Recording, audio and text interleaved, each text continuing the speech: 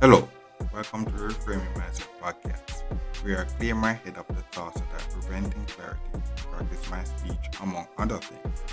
Episodes range from informative knowledge to funny stories about my experiences, and in the future, maybe include interviews. So subscribe and enjoy. Episodes drop every other day.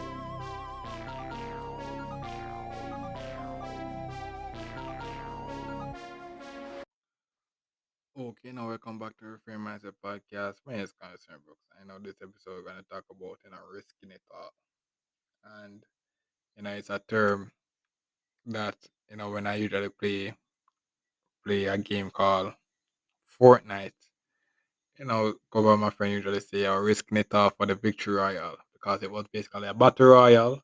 And what happened is that there's 100 of us, and only if it's a solo, only one person wins. You have to kill everybody else to win. And if it's a team of four, you have to kill all the other teams to win. And you have to be the last four and the last three and the last two or the last one person remaining. So we have to always risk it all for the victory. victory. So what happened was the game eventually what we'll do is that we'll play passive. We start playing passive and just try to avoid not running into anybody, make everybody fight, and then when we reach the end, we try to kill as much because we were new to the game, try to kill and then win.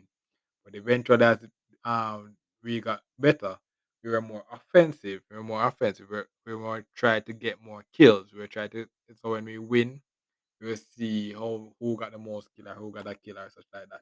So as we got better, we take more risk. Take more risk, try to get more kills, and try to And what happened with those risks is that sometimes we will lose more, but as we got better, we it's not that we lose more. Is that when we lose, we still got a lot of kills. But our victories are more satisfying because when we finish, we some people will get like 10 kills, a lot of kills and such like that. Compared to when we just started and we got a win. It'll be like one person got a lucky kill and then the rest of the team got zero kill or something like that. But we win. So as I said, that's basically essentially what risking it all is. You take more risks because you want the bigger reward. You want the benefit.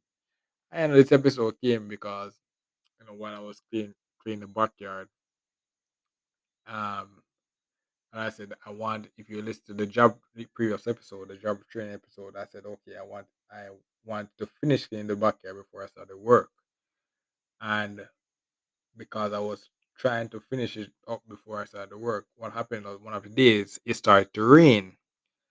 And when after it finished raining, I said, okay, I have to continue because I want to finish this before I start to work. And when I went down there one of the time, I actually slipped. I never dropped. I slipped and I almost fell. And it's like, bro. And it come to me that, oh, bro, I'm really risking it all to actually get this thing. And and the thing is, in this in that situation, it wasn't a game. It was real life. I was actually putting my life.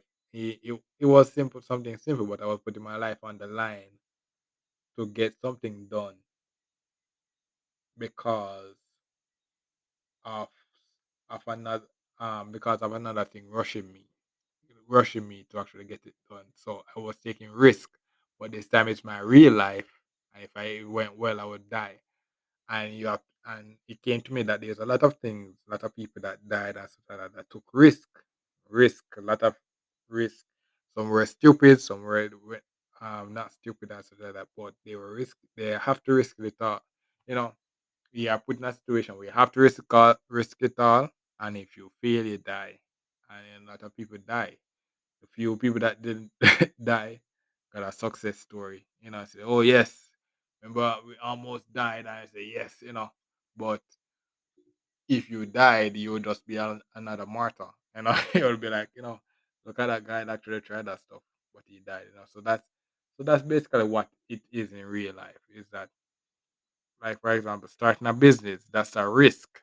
That's the risk, and you risking a lot of money, risking your health, your health, family resources, and such like that. And if you failed, you can really lose a lot, even your life. You know, doing something new, like for example, Elon Musk trying to bring people back to the moon or eventually to Mars. If you one failure, real people are dying. It's a risk. It's a risk. And when he talks about it, he said, "Okay, yo, one of the reasons why he does it." So he actually he successfully bring the spaceship into orbit, and and it and it lands back event, and it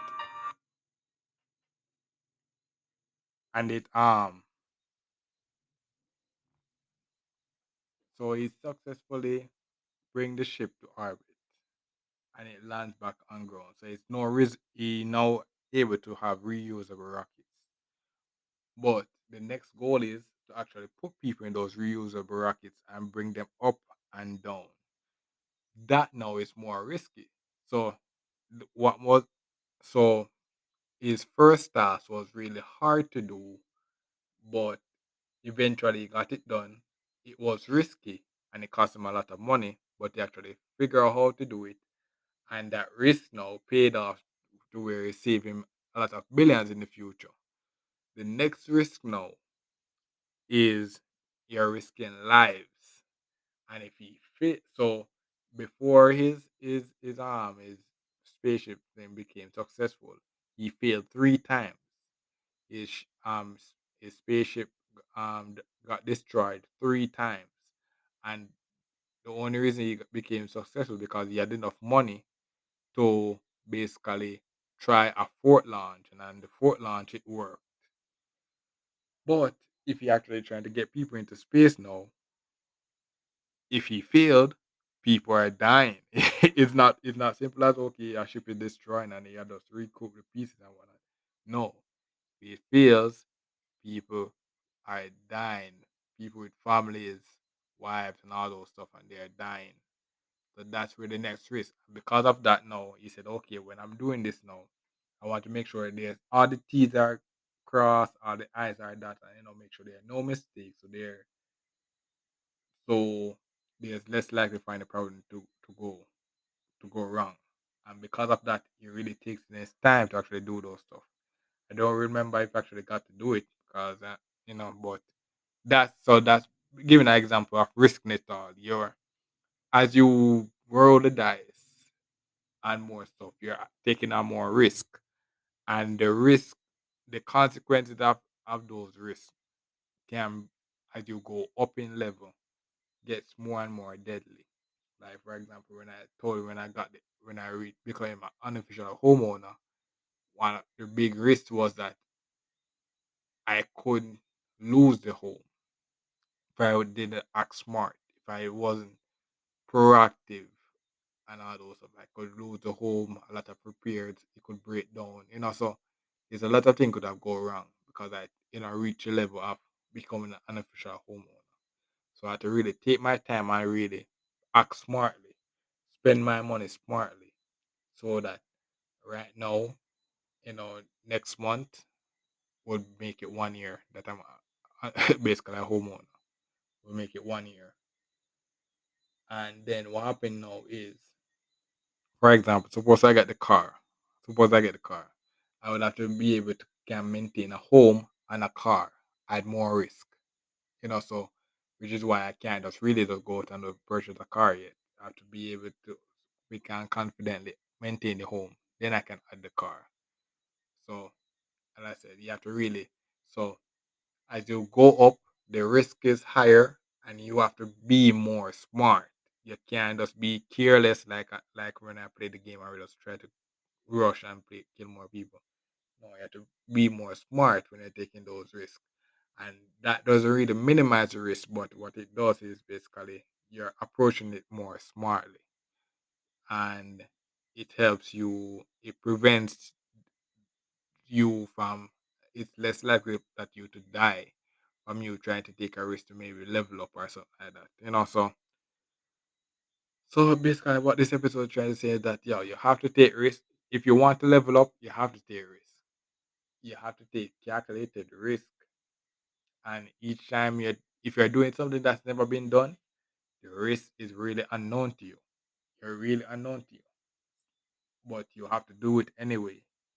But you really have to, if you're doing something that you don't know the risk, you really have to take the time and take the small step. Don't rush the progress.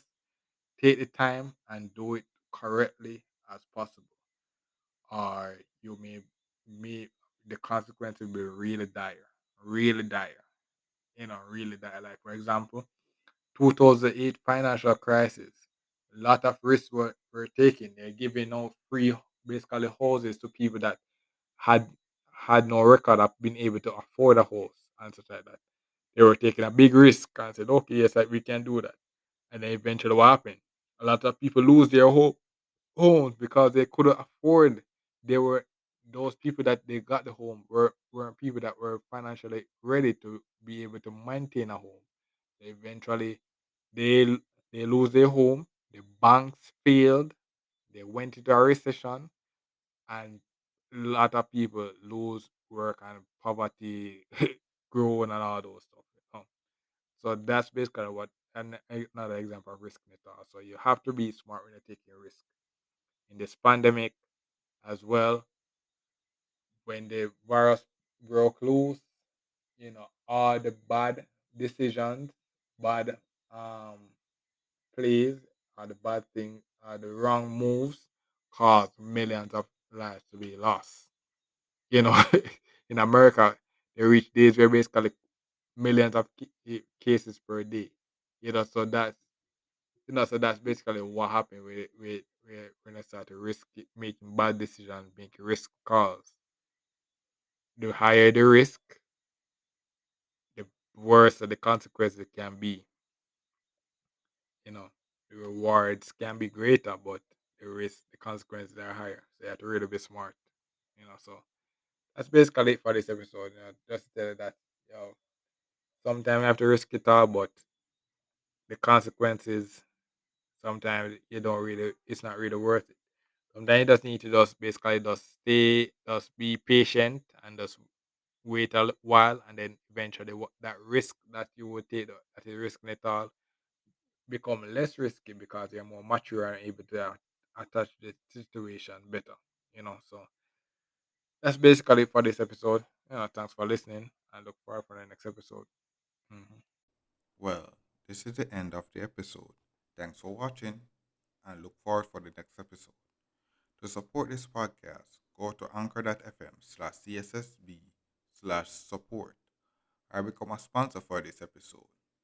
If you have a product that you want to have more exposure, DM me on the Instagram page, Reframing Mindset Podcast, or on Twitter at ReframingP.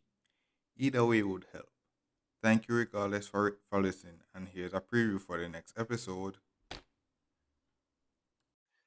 And so I finished cleaning the backyard, and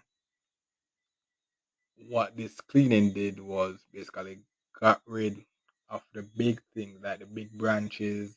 It cut the grass as well. Big branches, move some of the stones and such like that. I remove all the garbage from the backyard so that basically kind of clear. And basically, if I'm cutting it again, it's mostly grass and leaves that I'll be cleaning up. But you know what? What came to me was that since I'm actually start working and such like that, I don't really have time to actually cut the yard and like I did. That took basically 37 days. I can't really do something like that again. So what I had to do now is maybe I would have to hire someone to do it,